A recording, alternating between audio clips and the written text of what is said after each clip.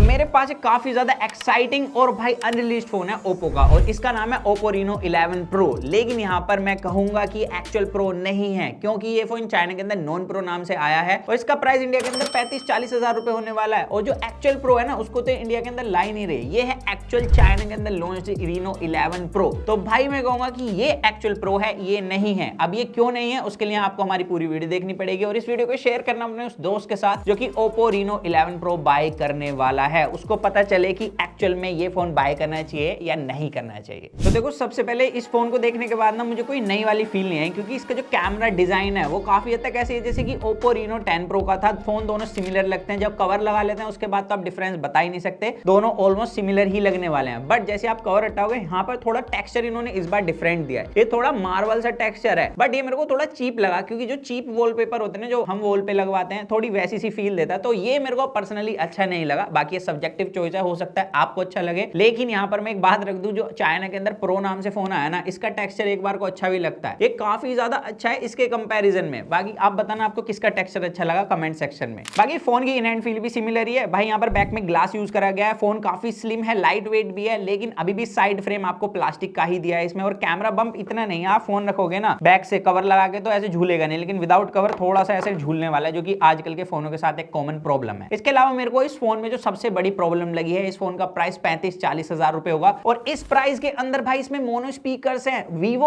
और ओप्पो जैसी कंपनी हमें एक्चुअल में चूना लगा रही है, क्योंकि अभी देखा जाए तो 15 से 20 हजार रुपए वाले फोन के अंदर भी स्टीरियो स्पीकर मिल रहे हैं। और 2 साल हो गए हैं भाई स्टीरियो स्पीकर आते हुए इस प्राइस रेंज के अंदर 25 से 30 हजार में, लेकिन अभी भी ओप्पो वीवो जैसी कंपनी 35 से 40 हजार रुपए में भी स्टीरियो स्पीकर्स नहीं दे रही है। तो ये ऑफलाइन मार्केट की जो ऑडियंस है उसे एक्चुअल में पागल बना रही है, जितना मुझे लगता है। हालांकि अगर इसकी क्वालिटी की बात करूं, स्पीकर्स काफी लाउड हैं, लेकिन कहीं ना कहीं वो इमर्सिव एक्सपीरियंस मिस है, जो कि एक्चुअल प्रो के अंदर मेरे को मिला है, क्योंकि इसके अंदर प्रॉपर बेस भी मिलता है और इसके अंदर आपको सिर्फ ऐसे लाउडनेस अच्छी मिलने वाली है। इसके अलावा भाई फोन अभी भी कोई आईपी रेटिंग के साथ नहीं आता, इन्हें कुछ मोटरोला से सीखने की जरूरत है एक्चुअल में। बाकी यहाँ पर अगर डिस्प्ले पे चले तो डिस्प्ले की स्पेसिफिकेशन सेम है जो कि आपको लास्ट टाइम मिलती थी ओप्पो रीनो 10 प्रो के अंदर। 1 बिलियन कलर शो कर सकती है डिस्प्ले, एमोलेड पैनल है, फुल एचडी प्लस, यहाँ तक कि पिक्सल पर इंच डेंसिटी भी ऑलमोस्ट सिमिलर ही है। एंड यहाँ पर जो पीक ब्राइटनेस है वो भी सेम है, टिपिकल 950 निट्स की पीक ब्राइटनेस है। इंडोर पीक ब्राइटनेस 800 निट्स की है, जो कि लास्ट टाइम मिलती थी। आउटर विजिबिलिटी में मेरे को कोई कमी नहीं लगी है। इन डिस्प्ले फिंगरप्रिंट सेंसर भी अच्छे से वर्क करता है। एचडीआर नॉन एचडीआर कंटेंट दोनों ही अच्छा परफॉर्म करता है। इवन यहाँ पर मैं एक पॉइंट रखना चाहूंगा जो कि मेरे को इसके अंदर अच्छा लगा प्रो के कंपैरिजन में, वो है जब आप कोई एचडीआर कंटेंट देखोगे ना, तो इसके अंदर शार्पनेस थोड़ी सी ज्यादा लगती है as compared to actual pro. तो बस यही डिफरेंस है। बाकी मेरे को डिस्प्ले क्वालिटी सही लगी है इसकी, आउटडोर विजिबिलिटी भी ठीक है। लेकिन एक चीज जिसकी मैंने हमेशा से तारीफ करी है भाई, 3 कंपनियां हैं भाई ओप्पो, OnePlus, Realme, इनके अंदर ना हैप्टिक्स इंटीग्रेशन और हैप्टिक काफी अच्छे मिलते थे। पूरे यूआई के अंदर कहीं ना कहीं आपको हैप्टिक्स मिल ही जाते थे, चाहे वॉल्यूम कम कर रहे हो, ज्यादा कर रहे हो, ब्राइटनेस कम ज्यादा कर रहे हो, वहां पर भी। और हैप्टिक की जो मोटर थी वो भी काफी सॉलिड मिलती थी, लेकिन इसके अंदर काफी स्प्रिंगी हैप्टिक्स मिलते हैं और जो इंटीग्रेशन है वो भी कम कर दी गई है। यहाँ पर सिर्फ आपको हैप्टिक्स जब मिलेंगे या तो आप बैक कर रहे हो या टाइप कर रहे हो, यहाँ पर जब आप ब्राइटनेस कम ज्यादा करोगे या वॉल्यूम कम ज्यादा करोगे उस टाइम पर आपको हैप्टिक्स नहीं मिलेंगे। तो ये वाला जो एक्सपीरियंस था इस फोन के साथ नहीं मिलने वाला है आप लोगों को। अब आ जाते हैं ओप्पो रीनो सीरीज के मेन मुद्दे पे, जो कि काफी ज्यादा हाइप रहते हैं, वो है इसके कैमरास। भाई यहाँ पर आपको सेम कैमरा सेटअप मिलता है जो कि लास्ट ईयर दिया गया था। 32 मेगापिक्सल का फ्रंट कैमरा सेंसर है, लेकिन यहाँ पर थोड़ा सा डिफरेंस ये करा है कि लास्ट टाइम आपको 10 प्रो में ना फ्रंट कैमरे में 4K 30 FPS का ऑप्शन नहीं मिलता था, 1080p 30 FPS तक ही था। तो यहाँ पर इस बार 4K 30 FPS ऐड कर दिया है, जिसकी मुझे पता है काफी ज्यादा मार्केटिंग होने वाली है। लेकिन यहाँ पर आप खुद वीडियो देखिए, मेरे को डिटेल्स की मेजर प्रॉब्लम लगी है और दूसरा स्टेबलाइजेशन बिल्कुल भी अच्छी नहीं है। तो ये 4K सेटिंग्स का मैं करूंगा क्या? तो यहाँ पर आपको एक स्टेबलाइजेशन का मोड मिलता है फ्रंट कैमरे में, जिसे इनेबल करते वीडियो स्टेबल तो हो जाती है, लेकिन आपको वीडियो क्वालिटी अच्छी नहीं मिलती। एक तो यहाँ पर 1080p तक ही आप वीडियो रिकॉर्ड कर सकते हो, दूसरा यहाँ पर डिटेल्स और लाइट कंट्रोल की मेरे को मेजर प्रॉब्लम लगी है। इसी तरीके से अगर फोटोज पे चले तो अगर आप सनलाइट में फोटो क्लिक करोगे तो भाई सच बता रहा हूं, जैसे 15 से 20 हजार वाले फोन से फ्रंट कैमरा क्लिक करता है ना फोटो, वैसी यहाँ पर निकल कर आती है। स्किन टोन इवन हो जाती है, जो कि आजकल Xiaomi के फोनों के अंदर काफी ज्यादा प्रॉब्लम थी, सेम यहाँ पर प्रॉब्लम देखने के लिए मिल रही है। एक फ्लैट से स्किन टोन देते हैं जिसकी वजह से डेप्थ उतनी अच्छी नहीं मिलती है। साथ ही यहाँ पर अगर बैकग्राउंड में लाइट है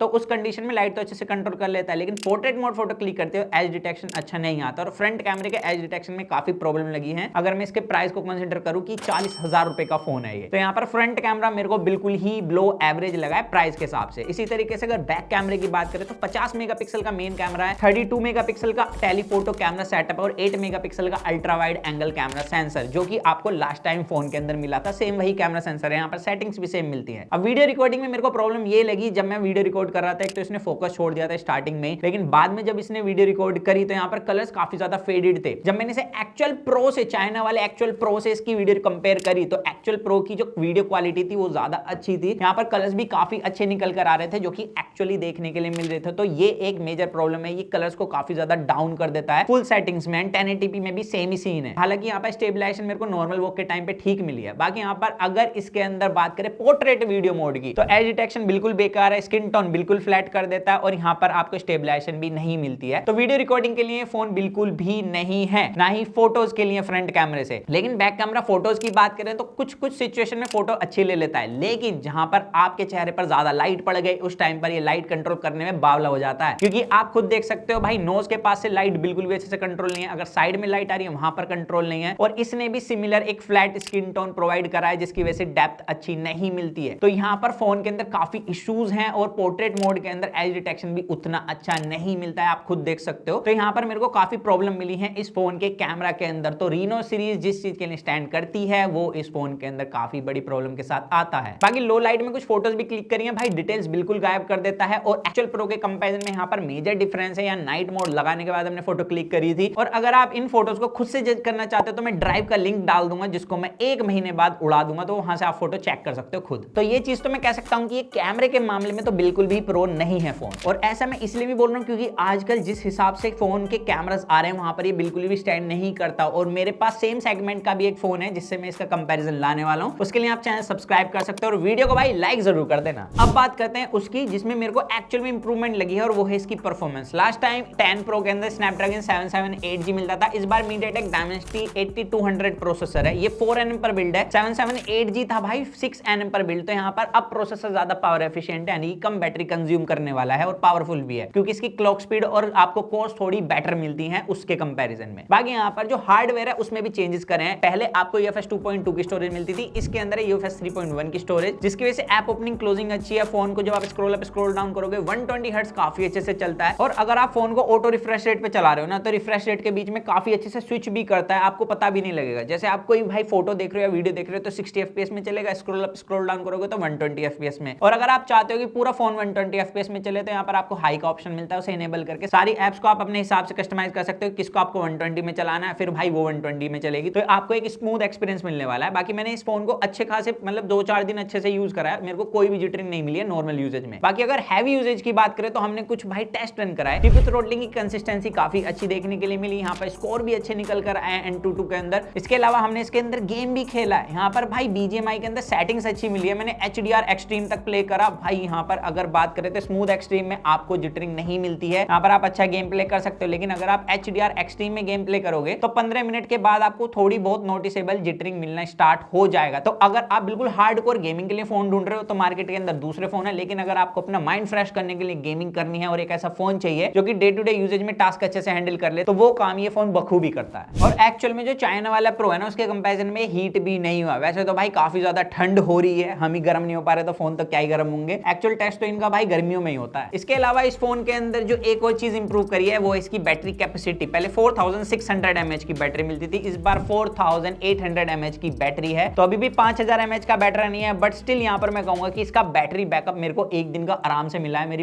टोटल यूजेज में, मैंने जितने से हैवी टू नॉर्मल यूज करा। इसके अलावा इसकी चार्जिंग स्पीड भी ठीक है, 67 वोट का चार्जर मिलता है, काफी अच्छे स्पॉट पर आपको चार्जिंग मिलती है, अच्छा खासा फास्ट चार्ज हो जाता है। रियलमी और ओप्पो और वन प्लस के भाई कम वोट के चार्जर भी काफी अच्छी तेजी से चार्ज कर देते हैं। तो यहाँ पर चार्जिंग स्पीड अच्छी है, बैटरी बैकअप अच्छा है। तो अब मैं ऑल ओवर अपनी ओपिनियन दूं इस फोन के बारे में। तो देखो जिस चीज के लिए फोन आने वाला अपने कैमरास के लिए, उसमें तो डेफिनेटली वर्थ नहीं है, क्योंकि इसके कैमरास आज के टाइम के हिसाब से स्टैंड नहीं करते जितना ही मैंने इसे यूज करा है। अभी के टाइम वाले अगर कैमरास देखो, लाइक iQOO उठा लो, दूसरी कंपनी के Vivo उठा लो, या बहुत सारे फोन है, सैमसंग भी इस बजट में अब काफी अच्छे कैमरास देता है, तो उनके सामने इसके कैमरास कुछ भी नहीं है। बाकी डिपार्टमेंट में एक बार को फोन ठीक है और थोड़े बहुत इंप्रूवमेंट की गई है। तो मैं कहूंगा कि इस फोन को स्किप कर सकते हो, दूसरे फोन को देख सकते हो, और अगर आपको इसका कंपैरिजन चाहिए तो उसके लिए हमारा चैनल भी सब्सक्राइब कर सकते हो। बाकी आप अपनी ओपिनियन बताना कि आपको कैसा लगा है इंडिया वाला Oppo Reno 11 Pro। तो बस यही था आज की इस वीडियो के अंदर। तो मिलते हैं जल्द एक कूल और एक्साइटिंग वीडियो में। तो जब तक के लिए जो मन में आएगा इसको करें, to watch your heart, stay tuned with that